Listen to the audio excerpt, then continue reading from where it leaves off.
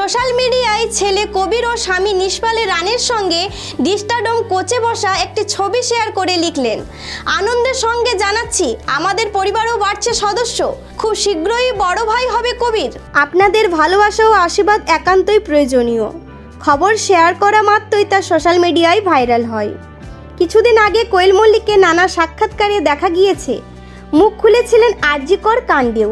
পুজো হাতে গোনা মাত্র কয়েকটা দিন, আর এবার 100 বছরে পা রাখছেন মল্লিক বাড়ির দুর্গাপুজো। তার আগে খুশির খবর শোনালেন অভিনেত্রী কোয়েল মল্লিক। খুশির বন্যা মল্লিক এবং রানের বাড়িতে। 2020 সালে এপ্রিল মাসে প্রথম সন্তানের জন্ম দিয়েছিলেন কোয়েল মল্লিক। দুই জুটির কোলে এসেছিল কবির। কবিরের বয়স এখন প্রায় 4.5 বছর। আবারও পরিবারে পরিকল্পনা করলেন তারা। পুত্র সন্তান খানিক বড় হতে দ্বিতীয় সন্তান নেওয়ার পরিকল্পনা করলেন দুই জুটি। দেবীপক্ষেই শোনালেন খুশির খবর। তবে এখনও ধোঁয়াশা রয়েছে, কবে ডেলিভারি এবং কত মাস চলছে সেই প্রশ্ন এখনও ঘুরপাক খাচ্ছে সোশ্যাল মিডিয়ায়।